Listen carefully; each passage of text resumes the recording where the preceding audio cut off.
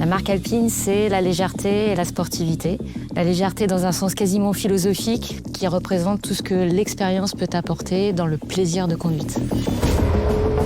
Le rôle de l'ingénierie d'Alpine Car, c'est de développer les voitures de route d'Alpine et les technologies innovantes qui vont permettre d'assurer leur sportivité. L'innovation, ça a toujours été un des moteurs pour Jean Rédélé. Dès le départ, Jean Rédélé s'est beaucoup appuyé sur les organes, sur les technologies du groupe Renault pour pouvoir se concentrer sur ce qui était important pour maximiser l'efficacité, l'innovation et le plaisir de conduite de ces voitures. Et en particulier, il a beaucoup travaillé la légèreté.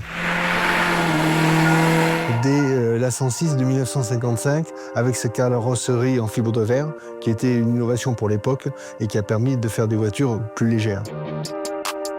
On peut citer en 1958 la 108 avec le châssis poutre qui a permis d'accroître la rigidité de la voiture tout en la gardant très légère. Et ensuite sur la berlinette, il a utilisé ces technologies, il les a optimisées au maximum et en plus la voiture avait une esthétique très réussie qui a assuré sa compétitivité et son succès.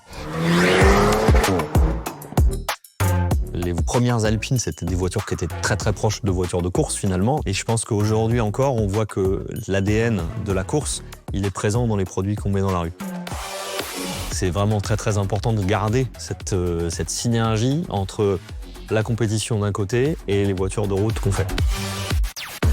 Ces échanges entre Alpine Racing et Alpine Cars, c'est quelque chose qui est à la fois historique, mais qui motive aussi les équipes. Sur le développement de l'Alpine A110 actuelle, on a travaillé étroitement et on a mis à contribution Alpine Racing en utilisant à la fois leurs moyens de calcul et de simulation numérique pour le dimensionnement thermomécanique du moteur, mais aussi leurs moyens physiques et notamment les moyens de métrologie. Pour la 110 actuelle, nos ingénieurs ont encore beaucoup travaillé l'allègement et c'est passé par une carrosserie, une structure entièrement en aluminium, assemblée par un procédé de rivetage et de collage qui sont des technologies réservées aux voitures d'exception. Une A110, ça fait 200 à 300 kg de moins que ses concurrents et en même temps avec une très bonne qualité d'aspect. Je crois que l'expertise qu'on a accumulée ici chez Alpine Racing, ça fait longtemps qu'elle contribue à la qualité de ce qu'on fait et aux produits qu'on peut mettre dans la rue, notamment l'électrification qu'on a encore une fois. On a la maîtrise totale ici chez Alpine Racing puisqu'on a totalement intégré la conception de la chaîne de traction électrique.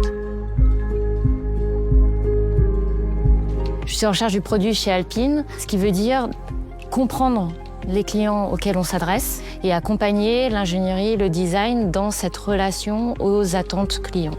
Le monde change, les clients aussi évoluent avec ce monde et on a de nouvelles attentes qui émergent, qui arrivent. Alors il y a des attentes sur la durabilité de nos voitures, au sens décarbonation, impact sur l'environnement. Le passage à l'électrique, c'est plus une question, de toute façon, c'est une nécessité. Les deux principaux challenges quand on passe de véhicules thermiques à des véhicules électriques, c'est l'ajout de masse, ce qui va d'ailleurs à l'encontre de ce qui est l'ADN de la marque. Donc il y a l'enjeu de conserver l'agilité historique de la marque Alpine tout en ayant à gérer une surmasse ou un surpoids. Donc là, on a des systèmes pilotés qui permettent d'aider, de faciliter les véhicules à se comporter de façon agile, en dynamique. L'un des principaux systèmes sur lesquels on a travaillé récemment, c'est l'Active Torque Vectoring. C'est un système piloté qui permet d'avoir une gestion précise et différenciée du couple à la roue, donc pour arriver à faciliter en fait, le comportement du véhicule en dynamique. Moi, la première fois que j'ai conduit sur route une A390, en fait, ça m'a rappelé d'anciennes sensations lorsque je suis passé des skis droits aux skis paraboliques. On retrouve cette agilité, cette facilité qui donne en fait un plaisir immense.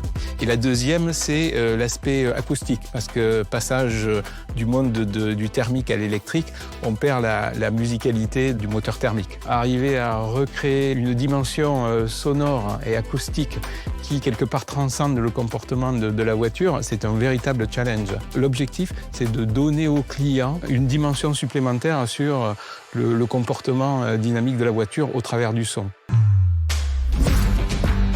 La technologie électrique ouvre de nouveaux horizons.